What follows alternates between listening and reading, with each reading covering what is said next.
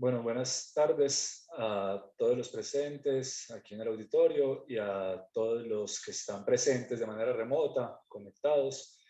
Eh, Tengo la responsabilidad y el honor de iniciar esta serie de charlas, de lecturas compartidas que la Facultad de Ciencias Sociales y Humanas propone como instrumento y dispositivo de análisis y difusión de los informes recientemente entregados por la Comisión de la Verdad en Colombia. La estructura de las charlas es una estructura, digamos, sui generis. Hay un elemento que está presente como recomendación por parte de los comisionados en el informe y es la necesidad de generar procesos de difusión y de apropiación social del contenido y de las problemáticas expresadas en los informes de la Comisión de la Verdad por medio de lo que ellos denominan lecturas rituales. Las lecturas rituales lo que proponen es el desarrollo de lecturas, momentos de lectura en los cuales compartamos un poco, en los distintos volúmenes que tiene el informe, compartamos un poco la historia que nosotros hemos vivido en parte, pero sobre todo hemos sabido negar de maneras expertas y espantosas. Lo que vamos a desarrollar hoy, entonces, es una sesión corta, una sesión que espero que no se extienda más allá de los 45 minutos, en las que yo quiero presentarles una forma de lectura, una manera de leer. Lo que vamos a hacer es acercarnos a algunos fragmentos del informe de memoria y específicamente a el volumen testimonial que se llama Cuando los pájaros no cantaban. Vamos a sacar algunos extractos de allí y quisiera que los leyésemos desde la teoría del horror, la teoría de la estética del terror. Me gustaría que pudiésemos ver el relato que se nos presenta, las historias que se nos presentan allí como relatos de terror. Hay, una, hay un problema con este tipo de informes. Yo no sé si alguno de nosotros, seguramente, eso ha circulado por WhatsApp, ha circulado por redes sociales, nos hemos acercado a los informes de la comisión y digamos que hay una relación de espanto, no en el sentido en el que lo vamos a hablar en esta charla, sino más de espanto ante lo enorme de esos objetos. Son objetos que yo he empezado a nombrar como hiperobjetos de la memoria. Los hiperobjetos de la memoria son producciones tan pesadas en términos cualitativos por la rudeza de lo allí contado, como tan extensas en términos cuantitativos por la cantidad y cantidad de páginas que suman estos informes, que esa condición de ser objetos tan inabarcables los hace casi imposibles de apropiar socialmente. Ni bien salieron los informes, hubo distintas voces que señalaron que los informes, para poder ser apropiados socialmente, para que puedan circular y pueda haber procesos reflexivos en términos sociales sobre lo que allí está contenido, tienen que devenir un segundo objeto, tienen que devenir arte, tienen que devenir narrativa, tienen que devenir producto cultural. Para que haya apropiación, tiene que haber entonces un uso de esos objetos enormes que son los informes, y eso es un poquito lo que yo quiero proponerles. Les quiero proponer algunos fragmentos y en realidad, si soy honesto, la totalidad de la narrativa del informe de memoria de la comisión como una historia de terror. Vamos a partir de dos hipótesis, dos ideas de lectura. Yo no sé si es posible, si es necesario enfocar en yo creo que se logra ver, ¿cierto? Se logra ver ambos. Vamos a partir de dos ideas, y es la primera, que el género correspondiente a la narración de la memoria histórica colombiana actual es el terror. Y la segunda idea que quiero desarrollar es que la metáfora que mejor encaja que mejor explica la función de la memoria histórica es la figura del fantasma. Primera lectura. Esta lectura la tomo de la declaración de la comisión. Uno de los volúmenes de los informes es la declaración de la Comisión de la Verdad. Comenzamos entonces así estas lecturas. Dicen los comisionados: cuando los pájaros no cantaban, en el volumen testimonial, estamos ante kilométricas filas de niños y niñas llevados a la guerra, la procesión interminable de buscadoras y compañeros e hijos desaparecidos, la multitud de jóvenes asesinados y ejecuciones extrajudiciales, las fosas comunes y cadáveres de muchachos y muchachas rurales desperdigados en las montañas, muchos de ellos indígenas y afros que fueron llevados como guerrilleros, paramilitares o soldados y que murieron sin saber por qué peleaban, los miles de mujeres abusadas y humilladas, los poblados masacrados y devastados y en confinamiento, millones de familias desplazadas que abandonaron parcelas y ranchos, miles de soldados, policías, exguerrilleros y exparamilitares que deambulan cojos, mancos y ciegos por los explosivos, miembros de comunidades que tuvieron que sufrir ese mismo destino por cuenta de las minas antipersona, centenares de miles de exiliados que escaparon para sobrevivir, multitudes de familias que llevan el golpe del secuestro y lloran a retenidos que no volvieron. La naturaleza victimizada en los ríos y el canal del dique, convertidos en cementerios y quebradas de aguas negras de petróleo por causa de las voladuras de oleoductos, las selvas quemadas y centenares de especies nativas desaparecidas, cientos de miles de hectáreas envenenadas con los químicos producto de la elaboración de la pasta base de coca y arruinadas con el glifosato, rociado a diestra y siniestra para marchitar su cultivo, y las tradiciones, las risas y los afectos de la fiesta del pueblo invadidos por símbolos de tristeza, terror, oscuridad y desconfianza. Ese es el panorama de los informes. El panorama social que nos presenta la comisión no puede catalogarse en un escenario idílico. Lo que allí tenemos es un documento de barbarie, es un documento que va a narrar ríos y ríos de sangre, ríos y ríos de sufrimiento, toneladas de carne muerta, toneladas de explosivos también. El terror como género es un género bastante simple. Hay distintos tipos de género de terror, unos bastante conocidos. Todo amante del terror conoce a la perfección la diferencia entre terror sobrenatural, terror psicológico, cósmico, biológico. Pero a nosotros nos interesa otro subgénero y es el terror sociopolítico. Entonces empezamos con esta primera hipótesis que yo les planteo, y es que el relato de memoria histórica es una historia de terror. El reclamo de la indignación. Un fragmento del informe de declaración de la comisión. Dice, y nos dice la comisión a cada uno de nosotros en tanto colombianos, recién ahora, 2021, produciendo ese informe, la comisión señala lo siguiente: no teníamos por qué haber aceptado la barbarie como natural e inevitable, ni haber continuado los negocios, la actividad académica, el culto religioso, las ferias y el fútbol como si nada estuviera pasando. No teníamos por qué acostumbrarnos a la ignominia de tanta violencia como si no fuera con nosotros, cuando la dignidad propia se hacía trizas en nuestras manos. No tenían por qué los presidentes y los congresistas gobernar y legislar serenos sobre la inundación de sangre que anegaba el país en las décadas más duras del conflicto. ¿Por qué el país no se detuvo para exigir a las guerrillas y al Estado parar la guerra política desde temprano y negociar una paz integral? ¿Cuáles fueron el Estado y las instituciones que no impidieron, más bien promovieron el conflicto armado? ¿Dónde estaba el Congreso? ¿Dónde los partidos políticos?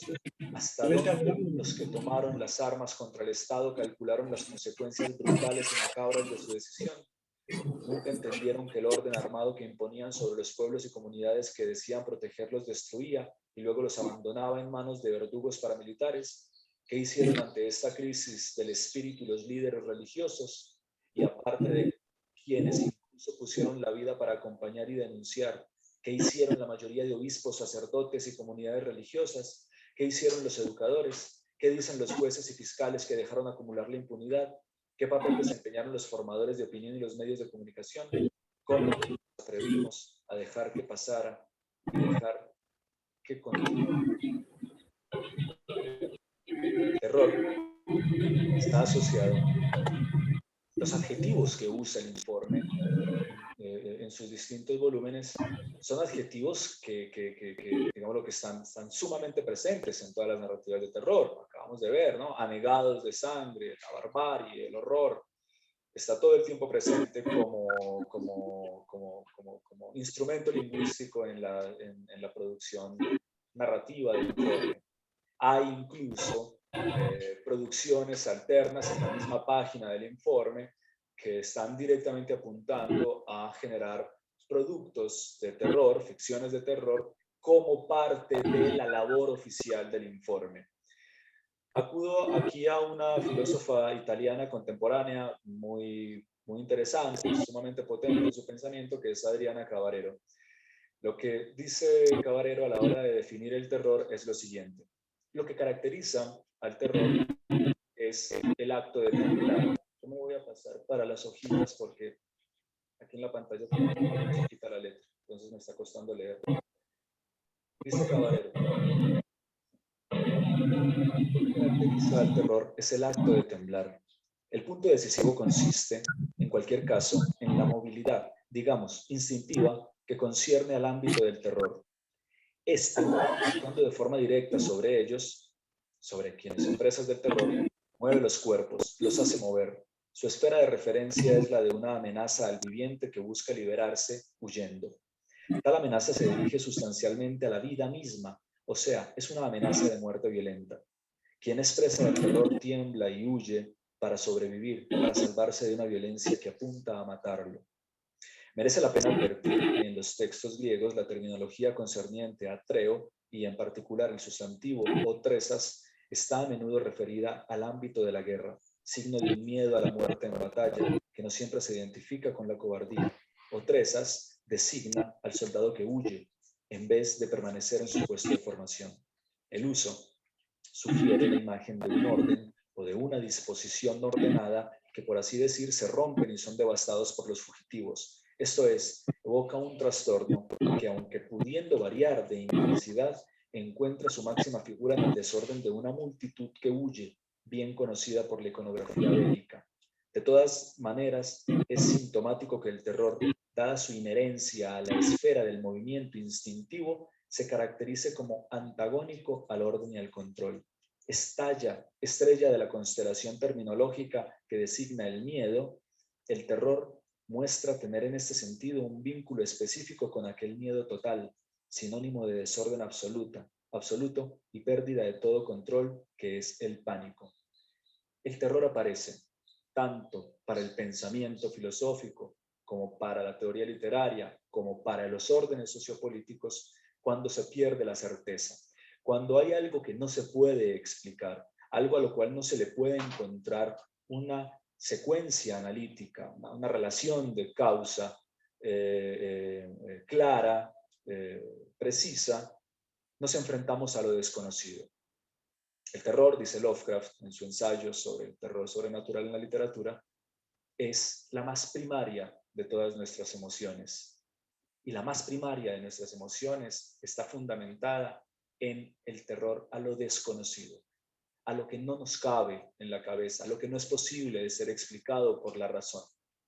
Cuando hay un ataque, cuando hay una toma de un pueblo, cuando hay un temor evidente del riesgo de vida, nos convertimos en animales que huyen.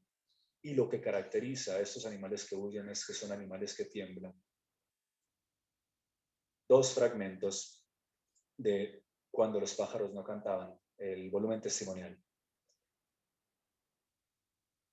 1.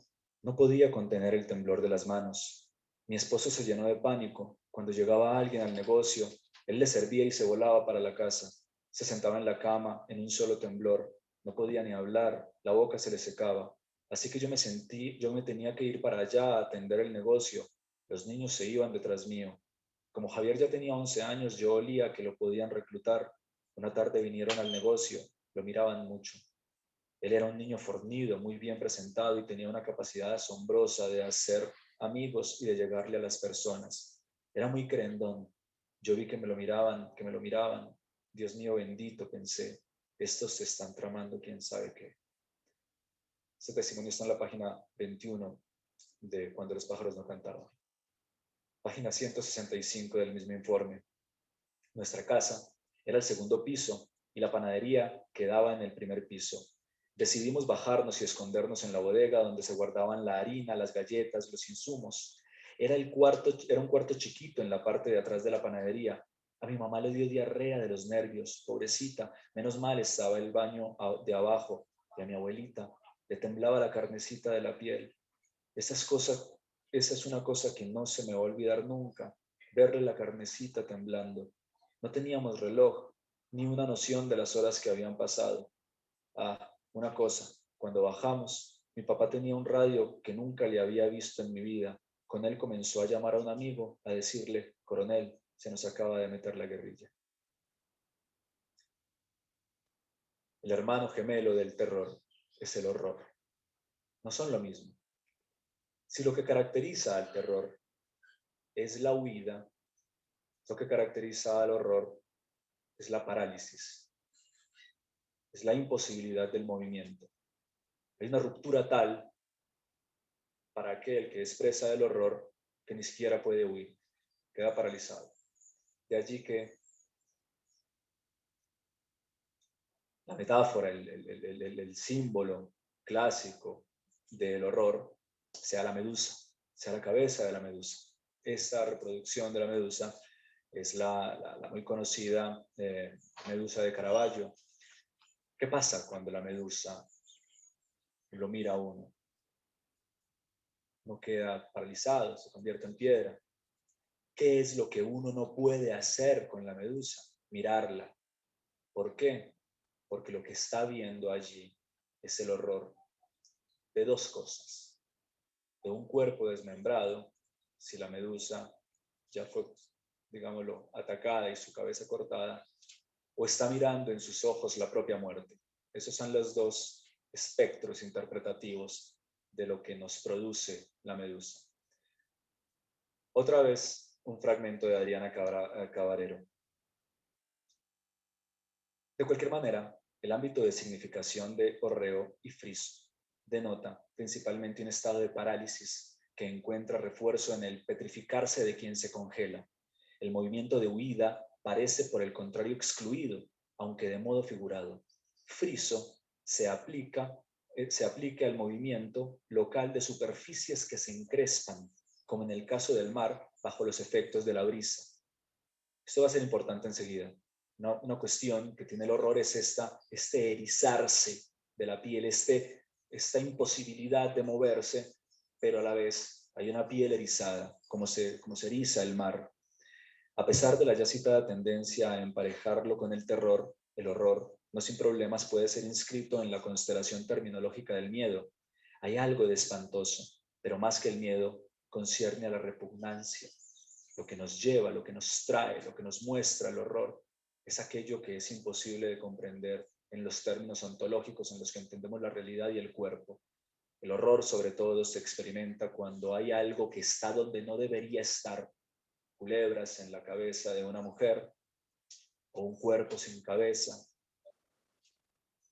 cuerpos desmembrados, retan la ontología, retan la manera en la que entendemos lo que debe ser un cuerpo, lo que debe ser la normalidad.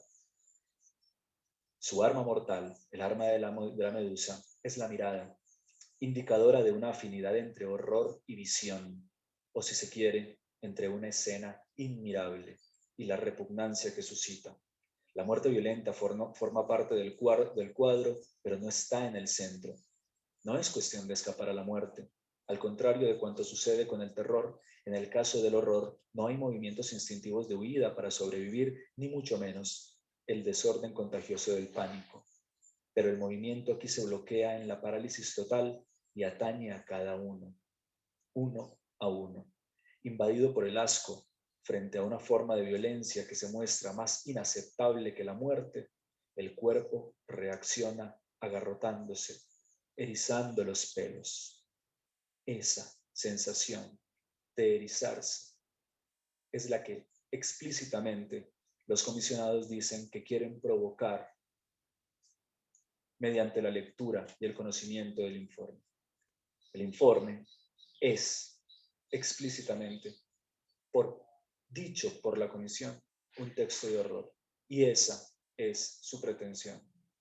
Queremos, dice la declaración del informe, la declaración de la comisión, queremos que el informe produzca el efecto de una piedra que cae en un cuerpo de agua, que sus ondas ericen la superficie entumecida de Colombia.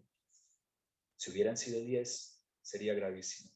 Si hubieran sido 100, sería para exigir el cambio de un ejército. Fueron miles, y es una monstruosidad.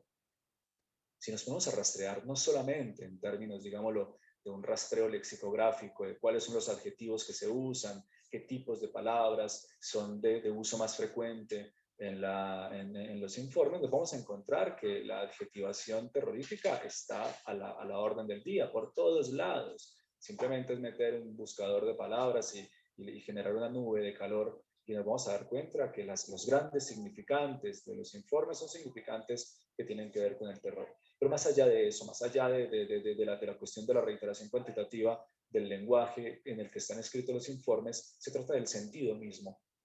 Lo que denuncian y lo que pretenden los comisionados con estos informes es darnos una cachetada, pero una cachetada con una mano enguantada en un guante de vidrio, porque lo que pretenden es despertar una superficie entumecida, dado el diagnóstico de indiferencia con el que ellos tuvieron que trabajar en la elaboración de los informes, dado el diagnóstico de indiferencia que nosotros percibimos y sabemos que hay frente a una narrativa tan brutal y tan importante como la que nos acercaron los informes. Yo creo que si nosotros nos ponemos a pensar, podemos contar, si es que acaso llegamos a usar un solo dedo, podemos contar a las personas que conocemos que están trabajando o están leyendo o se han sentido interpeladas por alguno de los volúmenes del informe. Y lo digo como académico, dentro de nosotros mismos es una curiosidad que alguien esté trabajando con esos informes. Ahí hay un diagnóstico de nuestra indiferencia. Y eso lo tiene muy claro la comisión. Y entonces la comisión dice, para eso hay que abordarlo de alguna forma que pueda circular. Yo creo que una de las formas en las que esto puede circular es pensarlo, leerlo, a cuentagotas, de a poco. Porque como dije, es un hiperobjeto y los hiperobjetos nos aplastan por su magnitud, nos traumatizan, nos matan. Yo mismo cuando estoy trabajando con esto, duro poco tiempo. Tengo 15 minutos, 20 minutos y ya cuando me siento muy atravesado digo no puedo más y paso a otra cosa. Digamos que la lectura no son textos de lectura corrida, no son textos para leer de principio a fin. Los académicos tenemos esa obligación, pero en términos de apropiación social de lo que allí se contiene, yo creo que hay que encontrar estrategias de difusión, apropiación, vínculo afectivo con los informes. Creo que el terror es una de las claves fundamentales.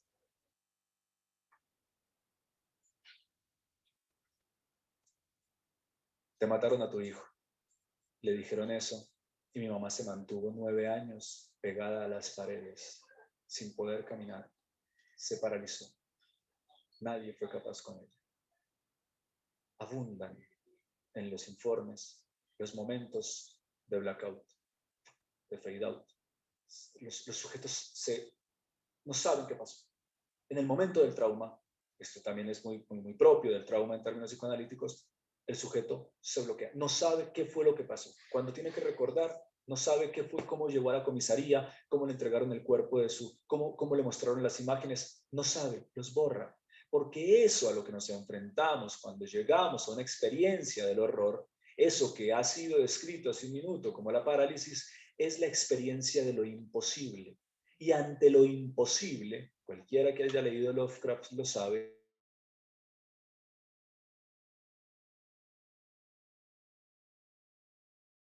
saltan los resortes del cerebro y de la razón y dicen, yo no puedo soportar esto.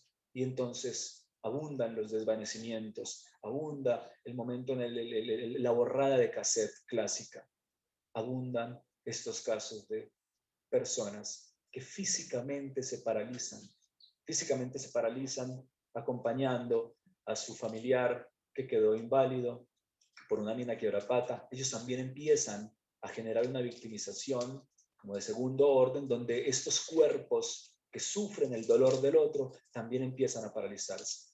Aquí hay una madre que quedó paralizada después de haber recibido la certeza de que su hijo había sido matado, una certeza con la que ella había soñado, pero cuando se lo confirman, la reacción de esta mujer, que incluso estaba preparada para la noticia, fue una parálisis.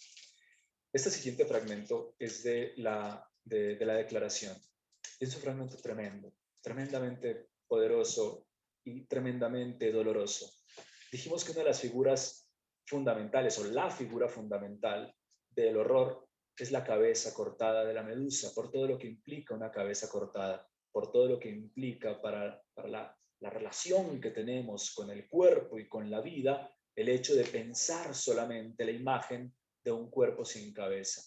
Vean uno de los testimonios que aquí aparecen. Un grupo de jóvenes sobrevivientes de la Operación Berlín contaron cómo las FARC los reclutaron, los sufrimientos de la marcha que emprendieron y cómo sus compañeros fueron muertos por miembros del ejército que no ignoraban que estaban matando niños y niñas.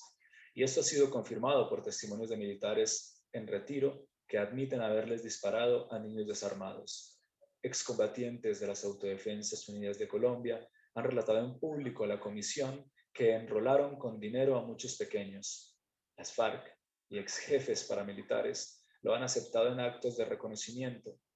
En uno de esos macabros relatos, un excombatiente paramilitar contó que, cuando fue reclutado de niño, vivió el momento en el que un compañero que intentó escapar fue degollado delante del resto de los niños. Luego, ellos fueron obligados a pasar de mano en mano la cabeza del amigo.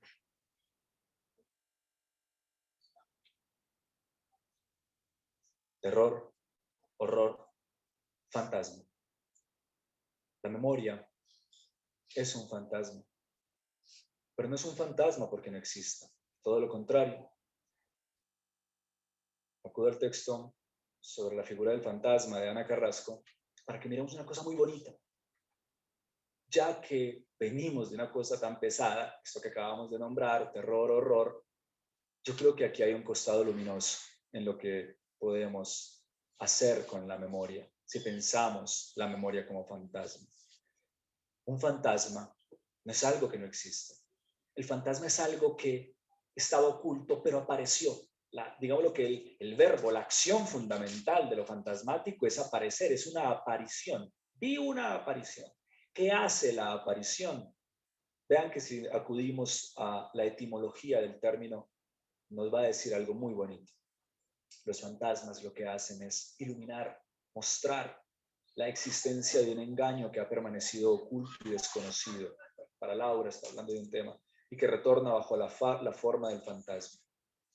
Digo, se ve muy poco, pero yo solo leo. Voy a leer ese fragmento que está aquí chiquitito en cursiva.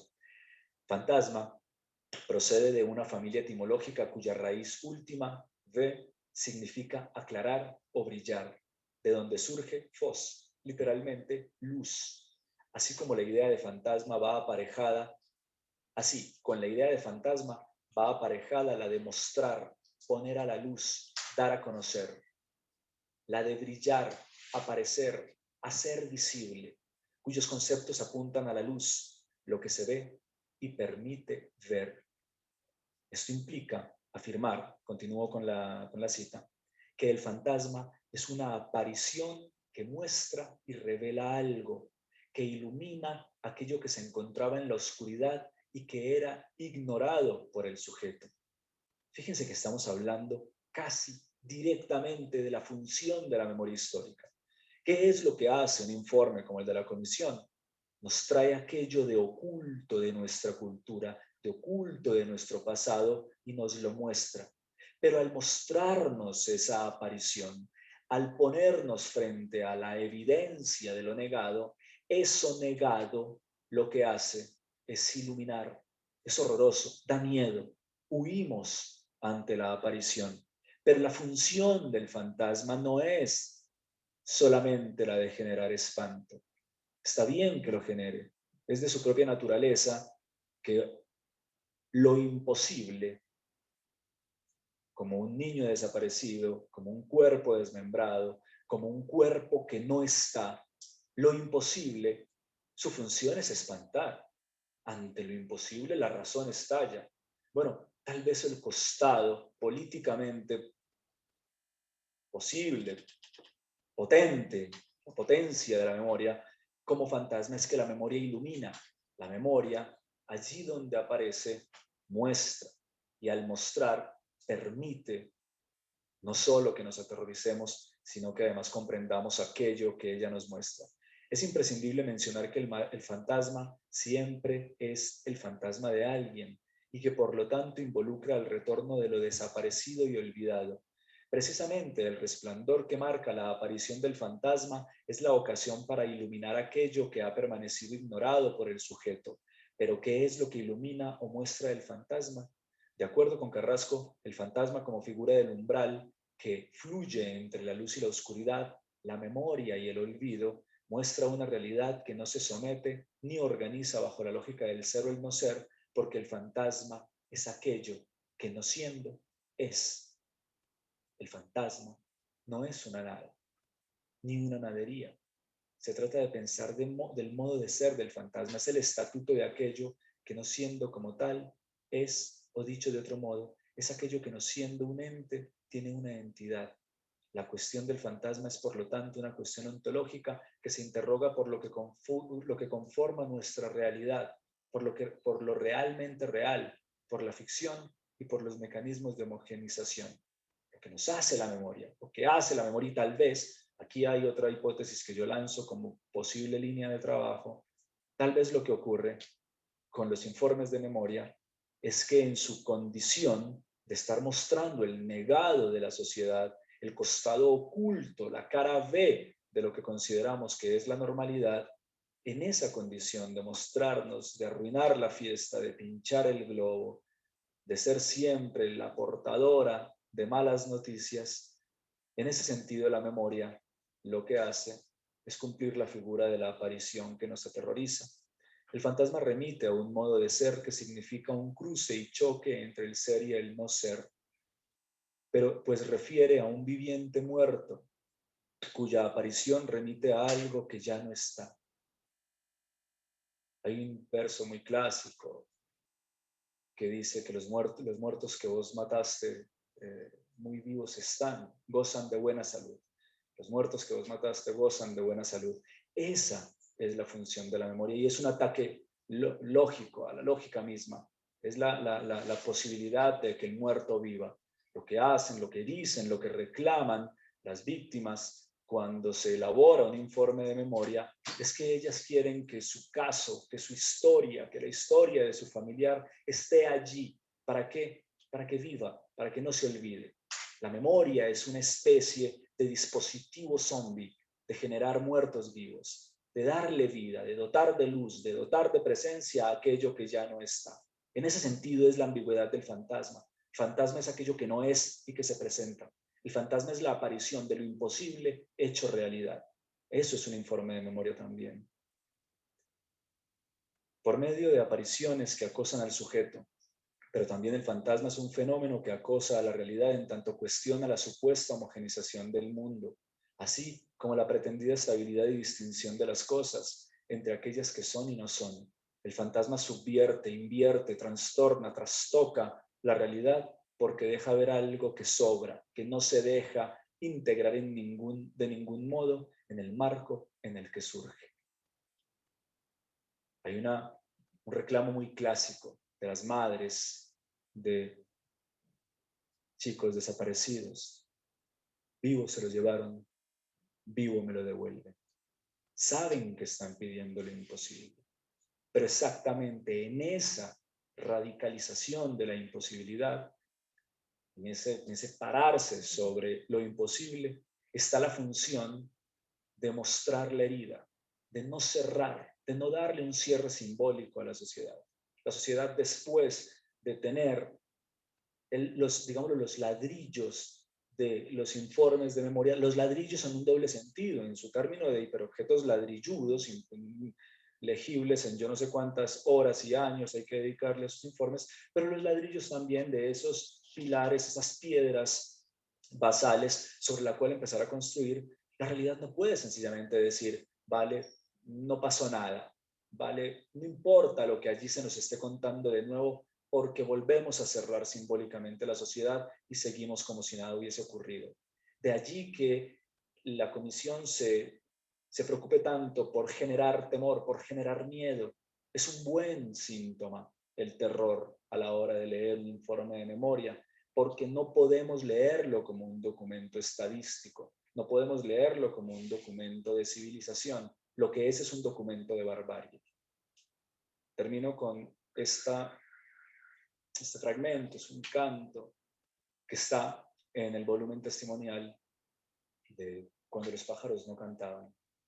Miren que en su belleza, en su manera de tratar la memoria, aparecen de alguna forma estas cosas que hemos venido diciendo.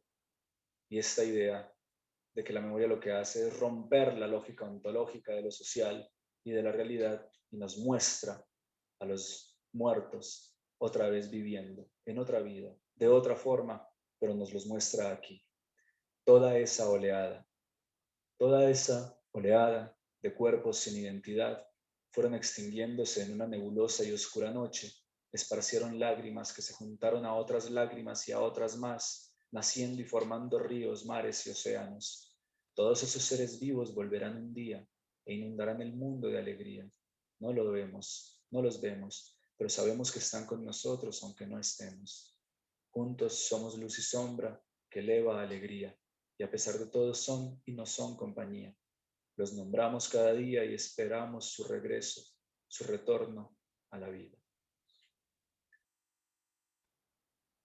¿Listo?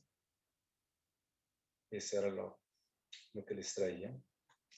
¿Hay alguna pregunta? Más o menos entiendo.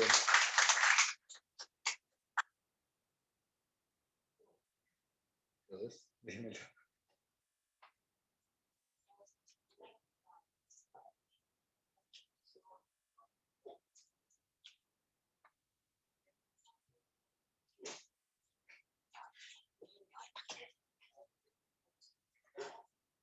Pues espérame, para que se escuche la... Bueno.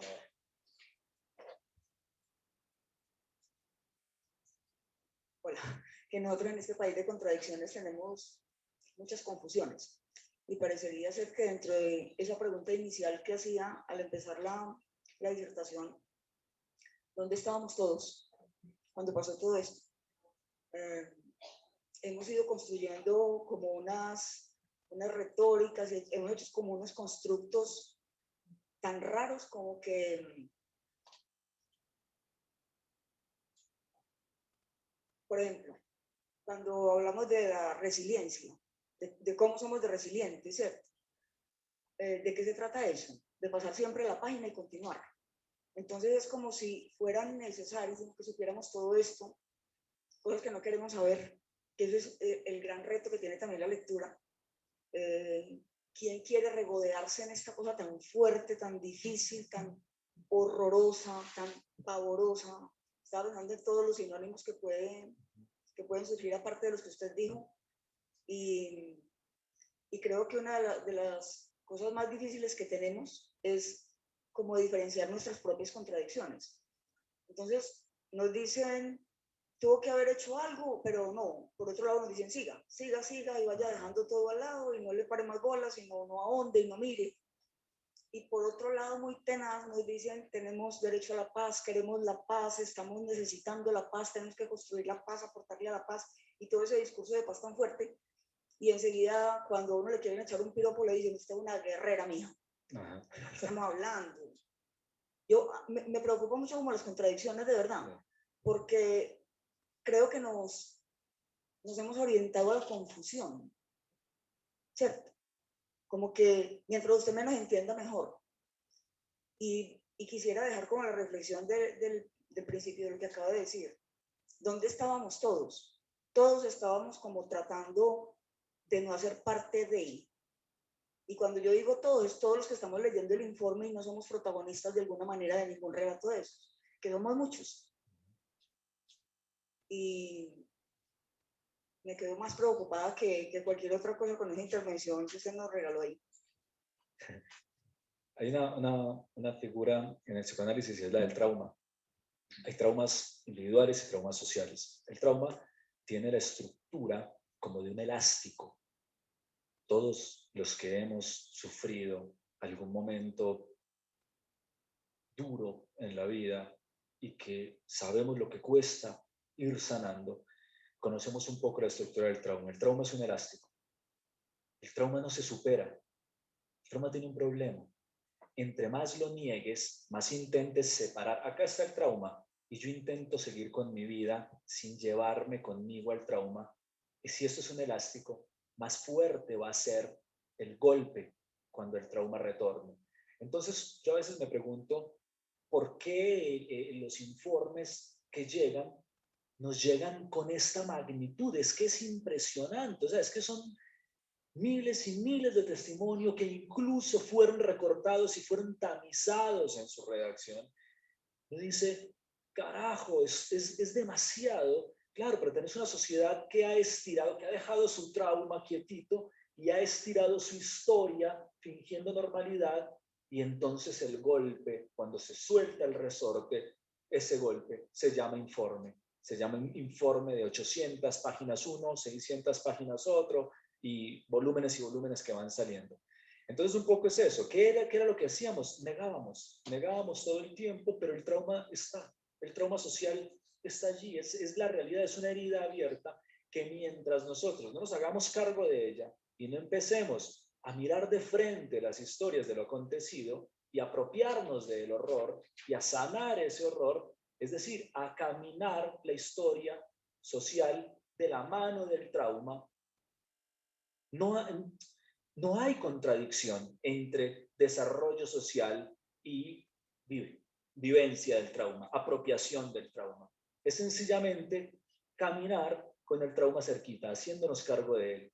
Porque lo único que estamos haciendo a la hora de negar, de continuar, de no mirar y de generar una especie de rechazo a este tipo de verdades es estirando más y más el elástico del trauma, que cuando se suelte, golpea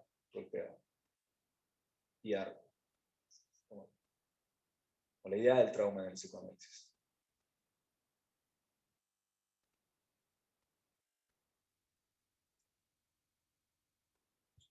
Yo creo que lo difícil de este tipo de espacios es que es difícil estar contento, ¿sí? O que como salir bien, pero también esa es una especie de catarsis social, ¿no? Necesario mirar, necesaria mirada al abismo, necesaria mirada al espejo y encontrarse en el espejo una imagen espantosa. Yo creo que eso es una práctica a la que vamos a tener que empezar a acostumbrarnos. Esta, no en función de masoquismo, sino en función de análisis y en función de responsabilidad casi intelectual con nuestra propia historia.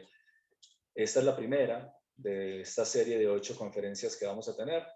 Seguramente los tonos, los intereses y las perspectivas van a ser muy, muy distintas.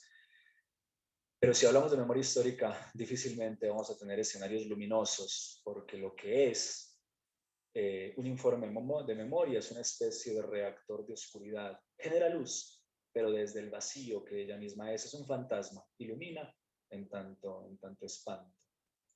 La última cosa es que creo que nos produce parálisis a todos. Sí. El pedacito de la señora cuando le dan la razón del hijo.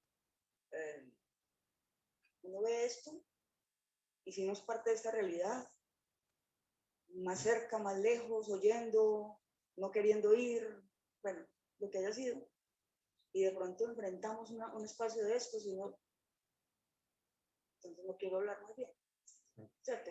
Pero indudablemente, no sé si comparten conmigo esta sensación, pero es bastante emotivo. Uno, incluso esa sensación de dolor por aquí, que uno como que quiere estar ahí todo paralizado. Sí, sí es muy clara en términos de mi reacción personal, por lo menos. Pues muchísimas gracias. Gracias. Gracias, gente. A los que se conectaron, muchas gracias. Y cerramos entonces, ¿cierto? Yo creo que podemos terminar entonces.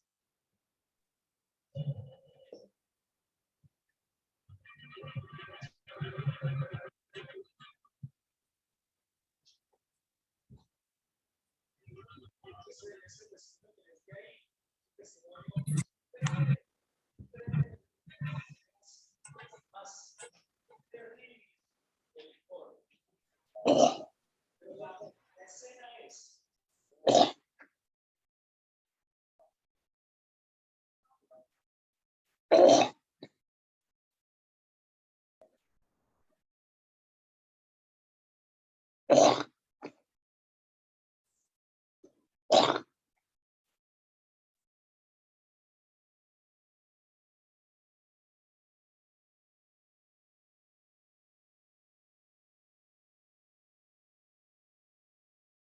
la página.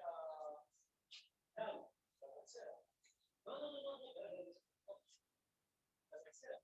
Fíjense, el tercer párrafo del final.